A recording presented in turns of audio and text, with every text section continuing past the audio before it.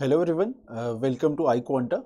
Today we will be discussing a few past year logical reasoning questions of CLAT, and these are past year questions, so you should be familiar with the current patterns of CLAT and how the logical reasoning questions are asked. So this is for your benefit, of course. We'll be first discussing two passage based questions, two passages which have three questions each. First I'll be giving you a passage. You should read it between 3 to 3.5 minutes to read it and understand it well. Then I'll be explaining the passage. Then we'll move on to the question where you will first attempt it yourself, of course, and then I'll be discussing the answers with you. And let's see how it goes. So you have 3 minutes to read the passage, and then I'll be discussing it with you.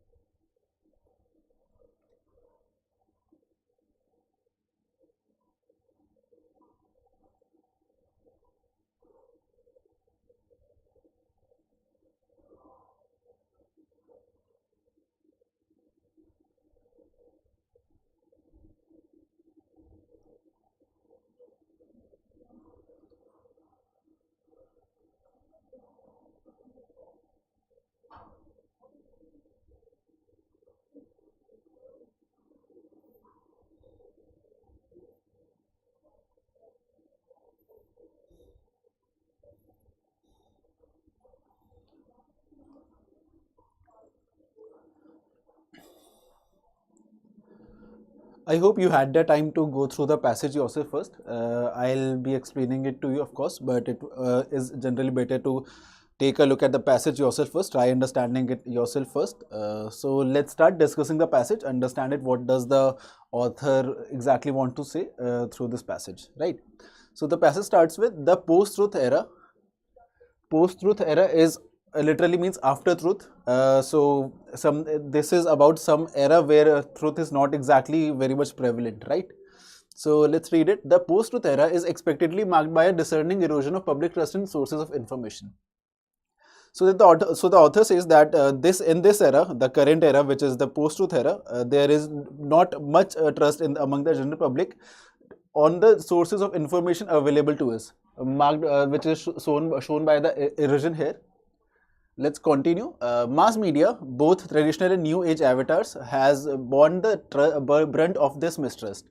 So the mistrust caused in the post-truth era is borne by both of them, the traditional avatars and the new age avatars.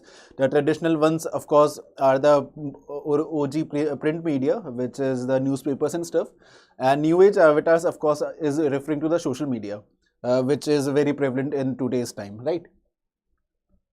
And for good reasons too. So through this line, we can infer that the author agrees with the righteousness of the erosion of trust which people have on sources of information.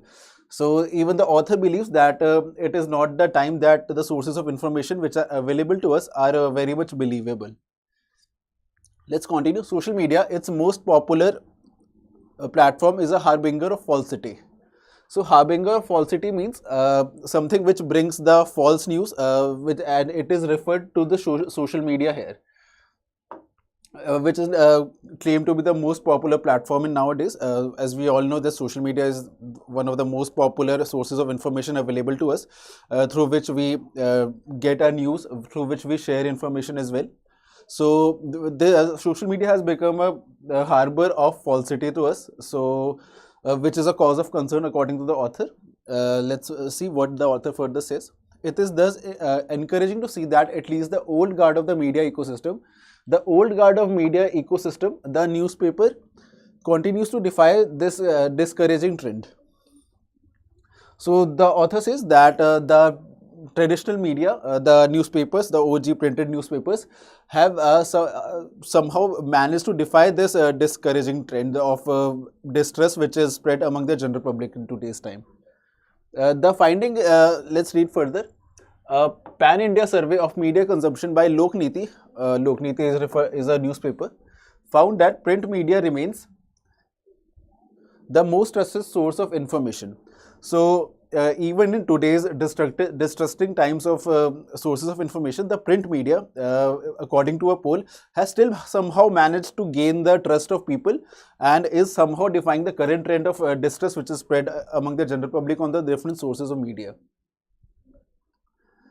The finding is consistent with the heartening surge in public endorsement of the reliability of newspapers since the pandemic.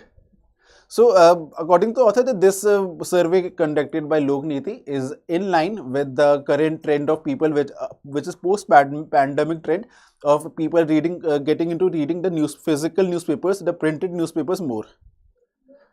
An earlier survey which attempted to examine the impact of lockdown on reading patterns had found that the number of readers who used to spend over an hour on newspaper every day had risen to 38%, up from 16% in the pre-lockdown period. So author has also mentioned example of how to back up his point that the number of people who are spending more time in reading the newspapers have drastically risen to 38%, which was around 16% pre-pandemic. So the pandemic has been somewhat a boon to the number of newspaper readers. This is what we can infer from the information given by the author to us. The increased trust in newspapers is because the lockdowns coincided with the dissemination of the crudest kinds of misinformation about the pandemic in India and around the world, and newspapers played a pivotal role in exposing these lies. So one of the major reasons that the author quotes is due to that misinformation spread by the social media and other forms of media, which was very prevalent during the pandemic, spreading misinformation regarding the pandemic, the number of deaths, the various causes of corona, or something along these lines. And the printed newspapers played a pivotal role in diminishing these lies which are spread by the social media and the other forms of media. So the newspapers therefore by default gain more reliability among the readers of the newspapers, or compared to any other form of digital media. So this was end of the first paragraph here. where we can just make a two-line just quick summarize it, that the post-truth, in the post-truth era, which is the current era, people are very much mistrusting the sources of information, especially the social media. However, the printed newspaper, according to the author, has somehow defied this trend, and which has managed to somehow retain the trust of people, which and has given an example of the pandemic era, where newspapers played a pivotal role in diminishing the lies spread by the other forms of media. Let's look at the second paragraph. But that is where the good news ends, right? So this line, but that is where the good news ends, refers to the upsurge of the readers of printed newspapers, and that was all for them. That was the only good news that they could have, that the number of people have risen from 16% to 38%, or their trust which they have built in especially in the pandemic times. That good news has come to an end now. Let's read further. It comes to an end for the print media, at least. Among other things, the data collated by the survey found deepening footprints of social media in rural and urban constituencies, while television continues to dominate the screen.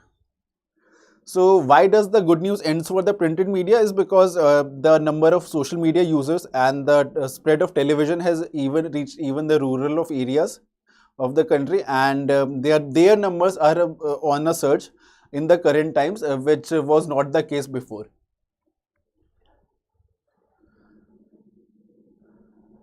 These let's read further. These developments are consistent with the global trends that reveal the newspaper industry struggling to contain the migration of readers and revenue to other formats, especially digital media. So author also quotes the example of how the scenario is globally, right? So in India, it's not just an India specific case that the number of users of social media or other forms of media are increasing as compared to the printed newspaper. It is a global trend. Everywhere in the world, the number of readers who are reading printed newspapers is reducing, and people are more dependent on social media and other digital media platforms to gather their information. Ironically, the pandemic, which saw a resurgence in collective trust in newspapers, adversely affected the print media, as traditional advertisers, reeling under the economic fallouts of COVID-19, cut back on advertisements. So author has presented an irony here, that we collate the rise of newspapers to the pandemic, where the number of active readers of newspaper increased by a significant margin. But however, on the economic front, the advertisement which the printed media used to get was shifted to the digital media platforms, because in the lockdown people were spending more time on their phones, used the digital media for their sources of information. So the economic model of advertisements also shifted there to gain the more eyeballs of people which are clinged on their phones and stuff, and hence the economic benefits which a newspaper earlier used to enjoy are now weakening, and it is getting harder for the printed form of newspapers to be sustainable. Let's read further. But the crisis in print precedes the pandemic. So this again is a very important line, that though the pandemic is causing the decline in the readers of newspapers and the economic models of newspapers, but this started before the pandemic itself. Pandemic is not exactly the main cause. It might contribute to a part of it, but this decline of newspapers in the advertisement economy has been there before the pandemic as well. Newspapers have been outpaced by speedier but also spurious sources of information. So spurious here means harmful. So the author says the newspaper has been outpaced by speedier, like in the printed forms of newspaper. If let's say something happens today, like India won a cricket match today, if you are solely reliant on the printed form of media, you will get to know it only a day after, right? The next morning you get the newspaper, you see the news that, oh, India won this match today. But people in this fast-paced technology era, where people are so keen to know what is happening around them on an immediate basis, so they are more reliant on the faster forms of media, which is the social media and other digital media platforms, where they get the news almost instantaneously. So the major drawback with the newspaper, which the author mentions, is that they are being outpaced by the speedier media platforms, which is the social media. The dominance of the image over text as a cultural phenomenon is another formidable challenge. So, as you all know, that reading the printed newspapers somehow gets to be a 10-bit boring, because you only have the words and all. You go through the words and again and again. However, that's not the case with the digital media, which are more reliant on the physical or the picturesque quality of the information to catch the eyeballs of the people. They make them pictures very much attractive so that they catch more eyeballs as compared to other forms of media. So this is also a reason listed by the author, which is causing the decline of the traditional newspaper sources. The print media's hopes of remaining competitive and profitable must therefore center on using the collective trust as a form of capital. So the author says that now, since people are moving to faster social media platforms and faster sources of information, the only hope for the survival of printed media is the trust which they gained, like the example of pandemic is given, where they used to debunk the myths which were associated to corona or the pandemic as per se. They have gained some trust of the people. They might be slow, but still they are more trustworthy to the general public as compared to digital media. So they, according to the author, they should capitalize on it, and this is the only form which this is the only capital they have which they can use for their survival. Let's read further. Survival strategies, especially the revenue model, must be re-explored and the emphasis shifted to in-depth analysis of news as well as eye-catching layouts now that newspapers are slower to reach news to the audience. So the author says that survival strategies for newspaper, especially the economic model, since the major advertisements have been shifted to the other forms of media, should be re-evaluated, and this is the only way which they can make the printed form of newspaper to survive and be sustainable to it. Another reason given by the author is eye-catching layouts now that the newspapers are slower to reach the audience. So the author wants that a printed newspaper also becomes a bit more catchy, so that it catches more eyeballs. It increases the newspaper reading time of people, that they are more focused on the printed form of media as compared to the other forms of digital media. So that was all that the author says. And just for your info, this article or this passage was taken with edits and revisions from Good News Editorial Printed Media. So you can know this is one of the sources where the CLAT exam setters take their passages from, right? I hope this is clear to everyone what the argument of the authors are, which he has presented through the passage, the plus points of newspapers and the negative points of newspapers, and how the people are shifting to the faster sources of information, which is the digital media, and which is causing the economic debacle of the printed form of media as per se. That was all. Let's look at the questions now.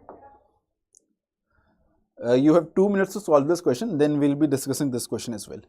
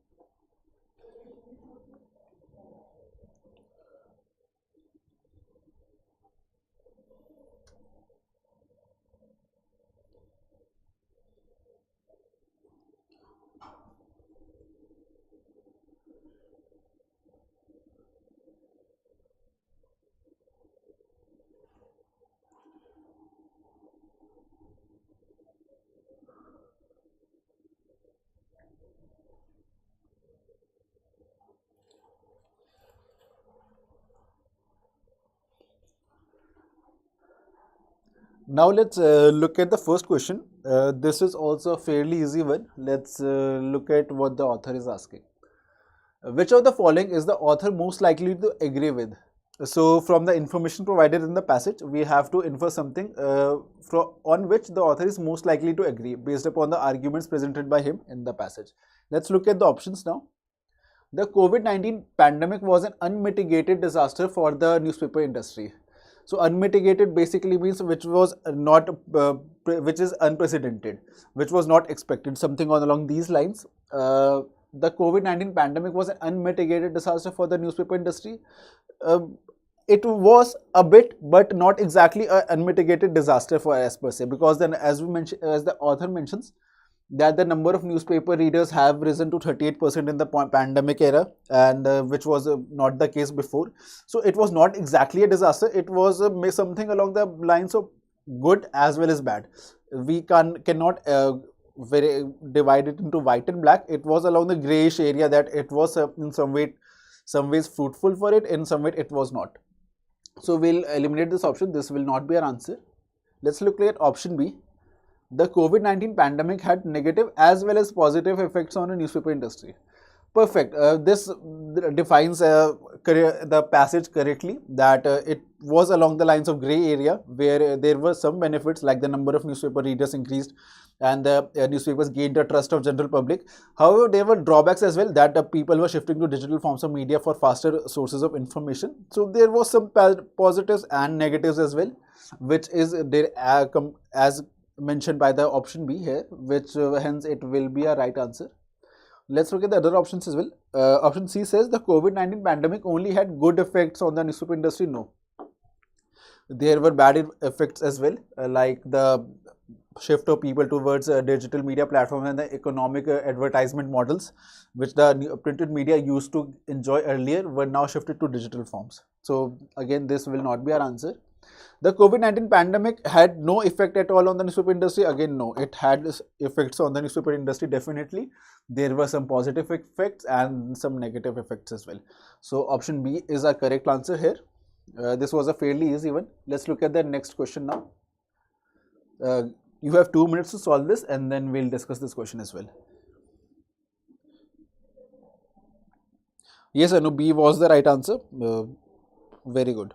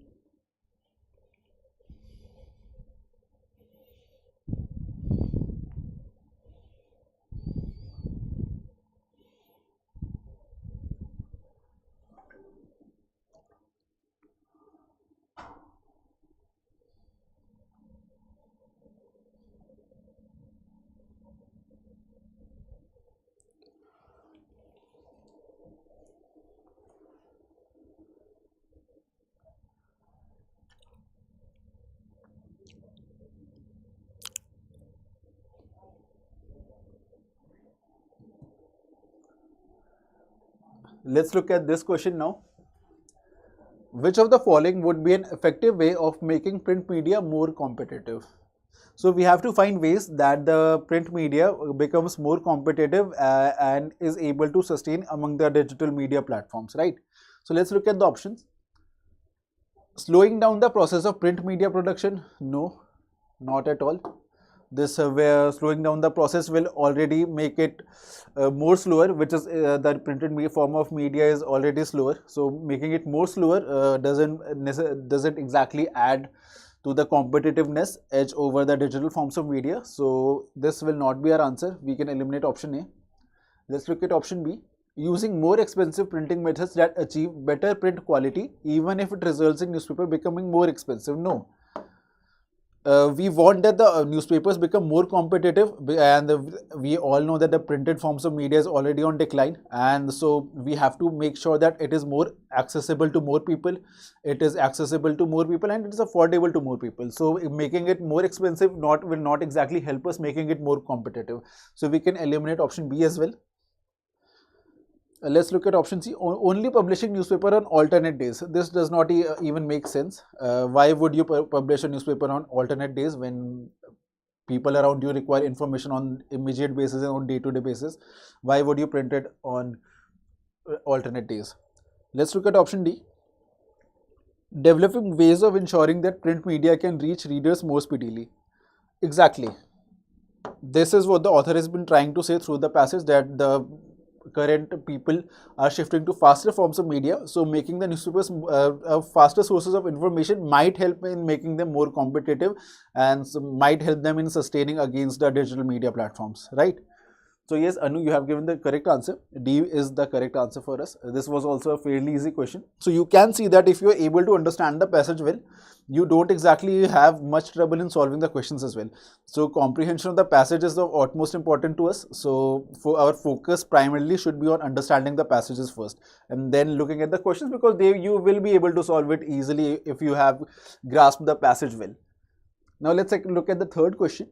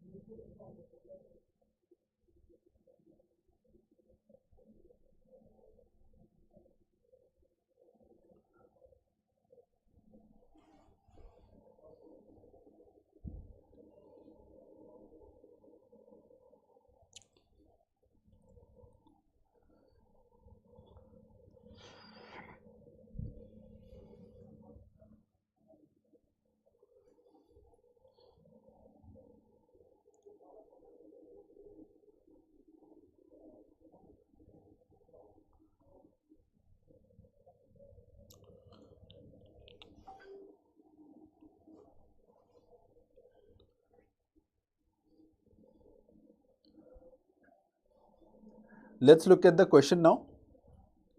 The question asks, which of the following, if true, would most weaken the author's argument?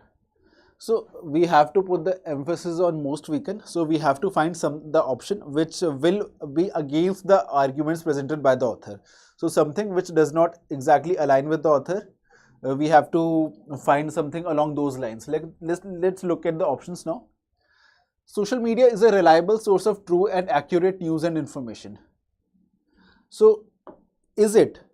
The author has focused a lot on saying that the digital forms of media are not reliable, and the printed source of media has gained more attention due to the trust it has received, especially during the pandemic times and stuff. So this exactly, if this will be true, this will definitely weaken the claims made by the author that the social media is not reliable. The entire first paragraph has been the mentions of that how social media are not a good sources of information and not a trustworthy sources of information, and this option is against it. And as I mentioned earlier, we have to find something which is not against the arguments presented by the author. So this should be our answer. because this argument will weaken the claims made by the author in the first paragraph that the social media is not exactly a reliable source of information, which is more dependent on the speed, which is more focused on the speedier aspect of it. Let's look at the other options as well. Social media is a highly unreliable source of news and information and should not be trusted. Yes, this is in line with the arguments presented by the author that this is not very trustworthy. Hence, we have to find something which weakens the claim. This one strengthens the claim, so this will not be our answer. We can eliminate this option. Let's look at option C. Social media is a good way for people to stay connected with each other.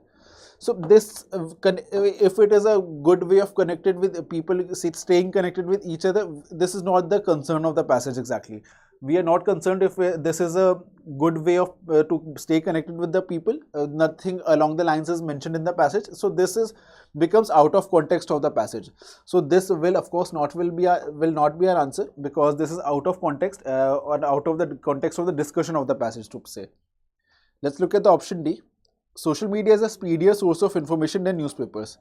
Again, this is again strengthens the claim made by the author that social media is the speedier source of information and newspapers need to speed up their game and be a bit faster to stay in this competitive market. Hence, this again strengthens the claim made by the author. Hence, it will not be our answer. Our answer will be option A only. I hope this is clear to you. You just had to understand if true would most weaken concept here, that we had to find something which is not aligns with the arguments made by the author in the passage. Otherwise, it would have been a very easy question to you that this one was out of context, this one strengthens, and this one also strengthens the argument presented by the author. I hope everything is clear to you. Now I'll move on to the next passage. I'll be giving you 4 to 5 minutes to read it and understand it well.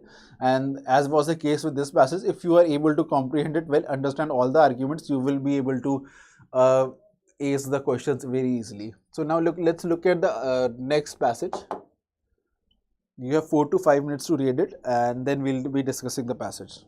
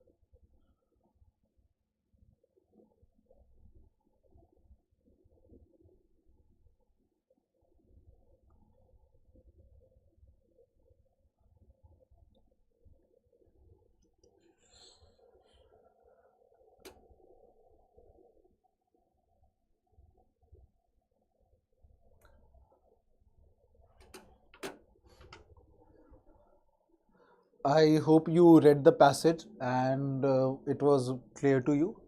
I'll be discussing the passage now.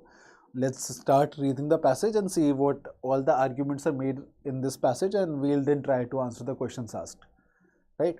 So let's start the passage. In this moment, the developed countries, I point to them because these countries have already burned their massive amounts of carbon dioxide for energy to build their economies. So in this moment, the author is talking about the current moment. The passage starts a bit abruptly, right? The focus by the author is on developed countries because they have used a major chunk of energy resources to build their economy. This is specifically talking about the developed countries we have. Let's read further. Are faced with the real energy conundrum. Conundrum is basically a dilemma.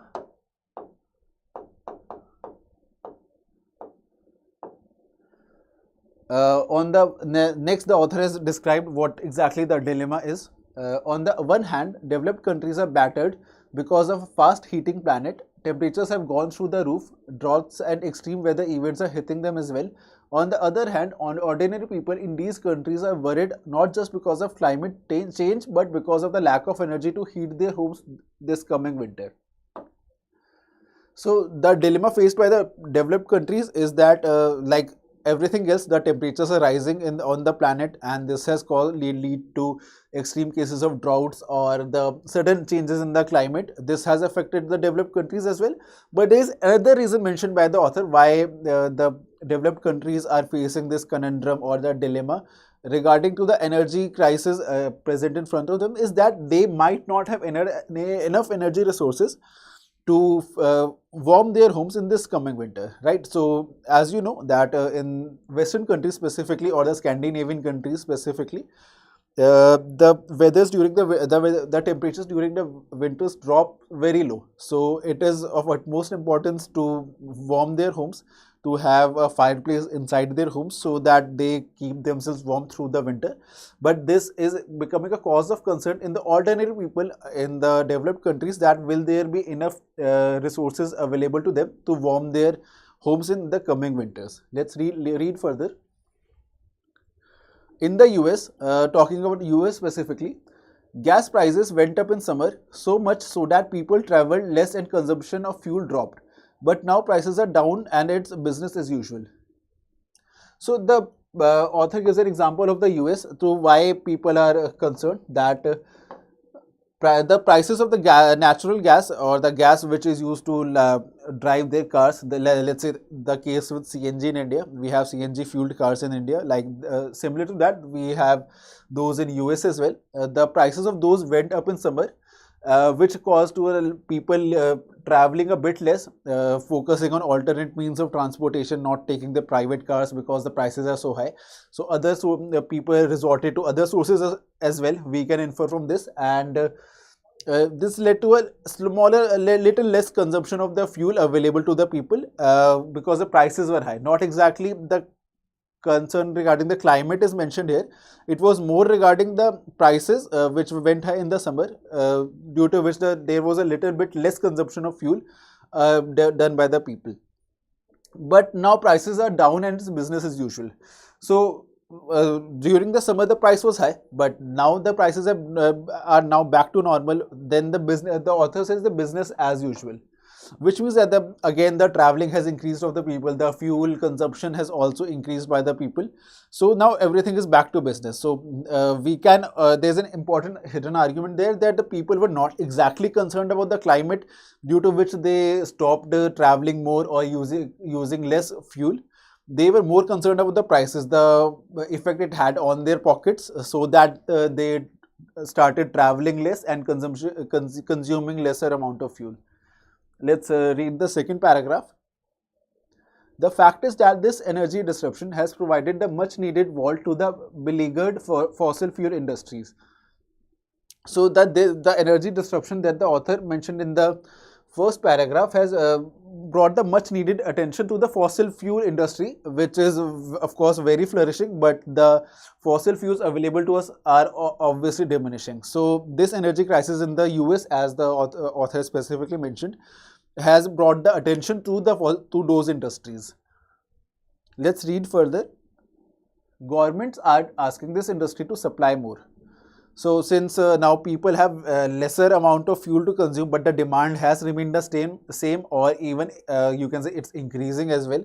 So the government is asking these industries to give them more fuel. But of course, we all know fossil fuels are limited, and extracting them and drilling and finding them is of course a burdensome task. So governments are asking this industry to supply more. Europe has baptized natural gas. So baptism basically means purification.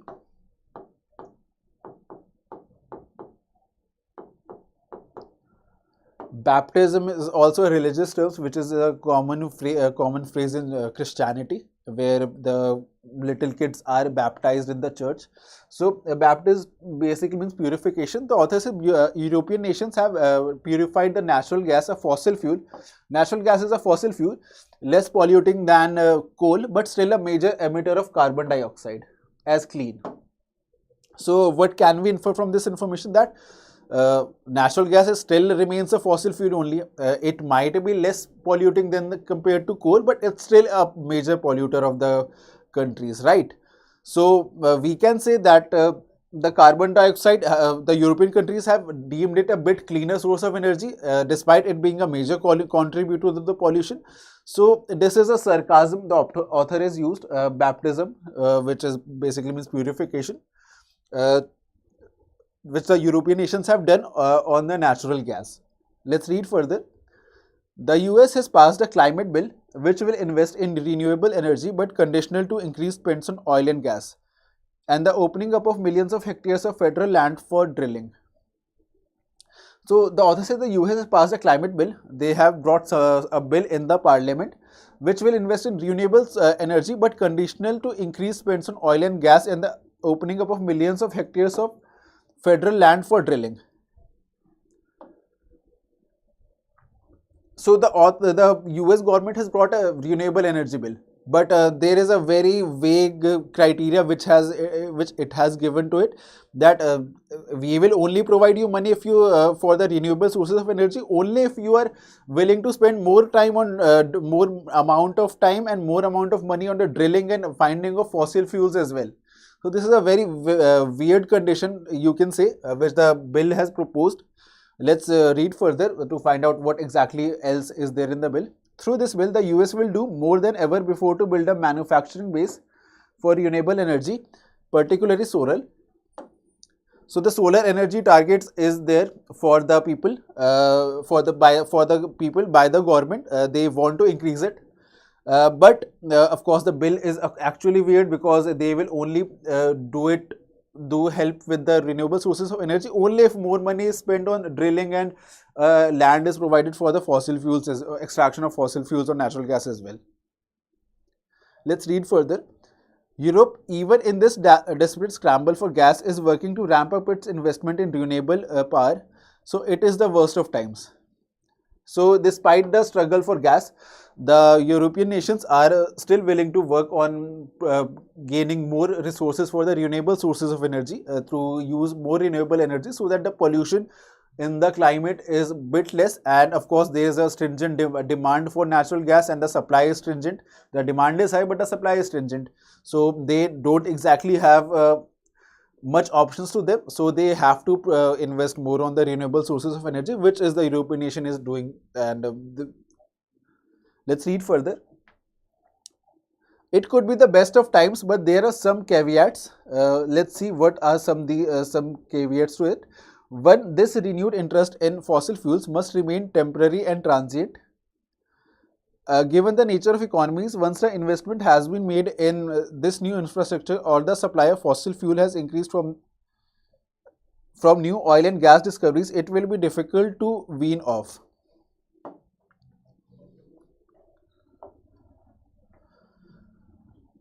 So here two important points here. So the author said that this is the worst of time.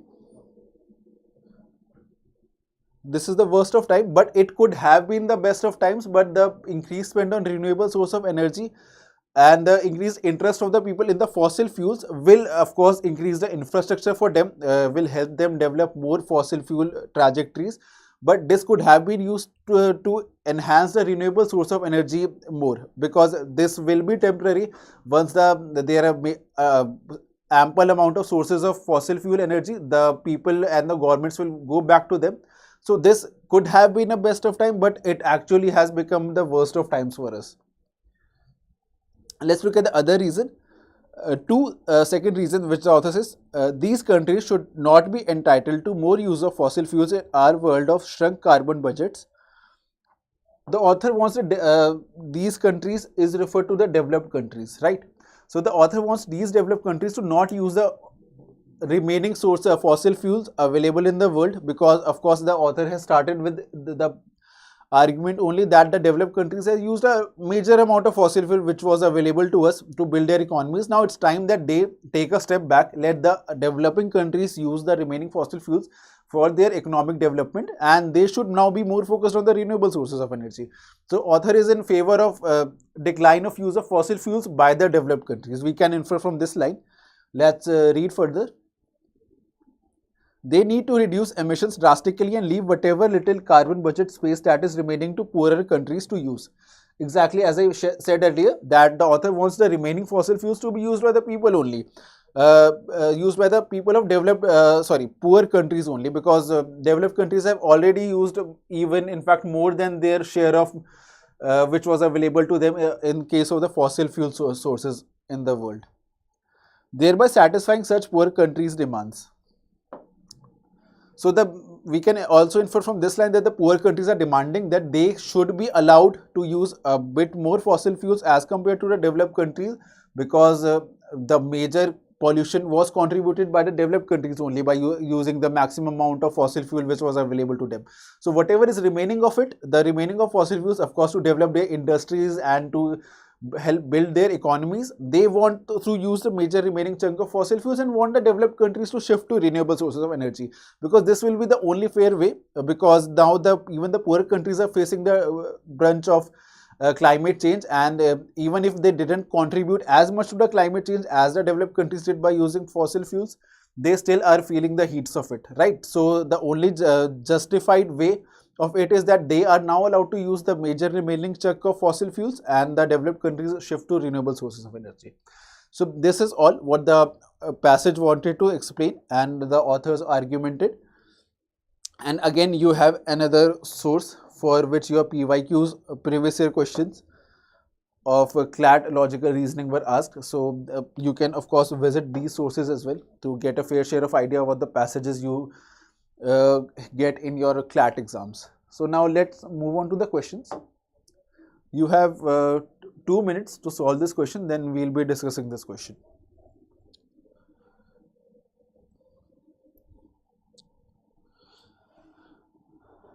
Hi Himanshu, how are you? Okay, so you're preparing for next year's CLAT, right? Of course, you should be acquainted with the logical reasoning concepts from this class. So this will be helpful to you, Himanshu.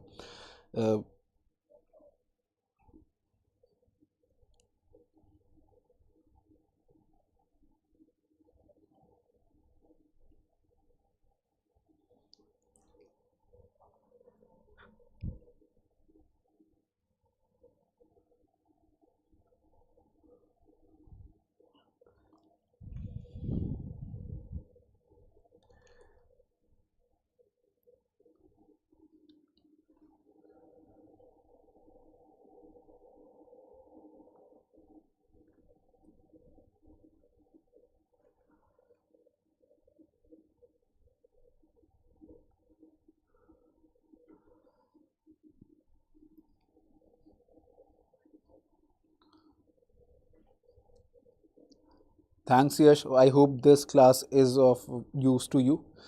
I hope you learn a bit about logical reasoning for CLAT. Alright, so let's look at the question. What does the question ask, and we'll then move on to the options as well. So which of the following is the author most likely to agree with?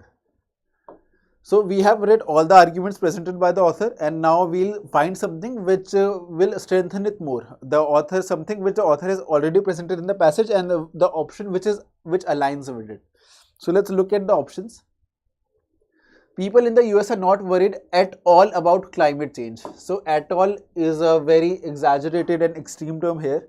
So we cannot generalize for everyone that they are not at all concerned, because they have done at least, this might be less, but they have done at least something by introducing the bill for providing more resources for the renewable sources of energy. So this we cannot infer from that they are not at all concerned about the climate change. So we will eliminate this option. Let's look at the option B. People in the US are worried about climate change, and these concerns affect their energy consumption habits more than anything else. So we can infer that people are concerned about the sources of energy, but more than anything else, no. The major driving force was exactly the prices which were risen in the summers, and which were risen in the summers, and the prices which were back to normal in the winter. So the prices of the fuels was more controlling their habits of spending fossil fuels and fuel consumption rather than anything else. So we cannot say that the worry about climate change is the major cause. So we will eliminate this option as well.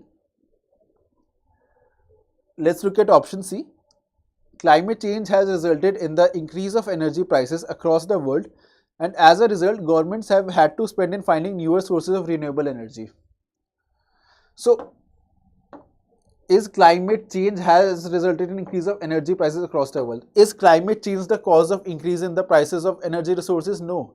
The lack of availability of it, the lack of abundance of it is the cause of increasing the prices of fossil fuels, not exactly the climate change. Climate change is an after effect of the use of fossil fuels. So this is the wrong cause and effect relationship here. So we have to be very careful while reading it. This by a layman reading this sounds right, yeah, like climate change should be affecting the prices, but no. As we have read in the passage, the lack of availability of fossil fuels is causing the decline, is causing the concern in the people to look for the renewable sources of energy, not exactly the climate change. So we will eliminate this option as well. Let's look at option D. Changes in the energy consumption habits of people in the US are affected more by energy prices than concerns of climate change. Exactly. In the first paragraph itself, the author mentions that due to the increase of prices, the consumption of fossil fuel went down. But once the prices were back to normal, the consumption of fossil fuels again increased. So this clearly shows that the climate change was not the concern for the people. Only the prices of the fuel was the concern of the people, and that is what exactly this option says. So hence author will be most likely to agree with this option, and this will be our correct answer here. So it was a bit complex question. The options were pretty close. Some options had a slight bit of distortion to it, so you had to read very carefully the options as well to get to the right answer. So let's look at the next question.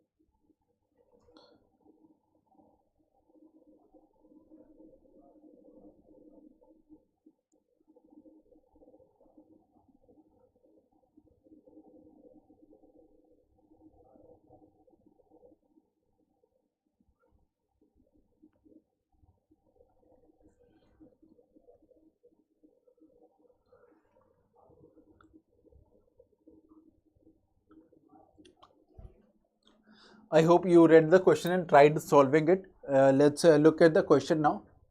If the information in the passage above is correct, which of the following must necessarily be true? Necessarily be true is a major focus point here. We should be focused on the necessarily be true part. Let's look at the option which we can deem to be necessarily be true from the information we have gained from the reading the passage, right? So let's look at the first option. the fossil fuel industry is developing countries will face reduced sales in the short term with increased sales in the long term. So this is not exactly a concern of the passage. The prices in the developing countries is not at all mentioned in the passage. This is a distortion and external information is provided to us. So we will eliminate this option. We'll look at the next option now. The cost of making, installing and using solar panels will reduce substantially in the coming years. Alright, so something was mentioned regarding the solar panels, right, in the passage. Where was it? Here, yeah. So I'll read this line again. Through this bill, the US will do more than ever before to build a manufacturing base for renewable energy, particularly solar.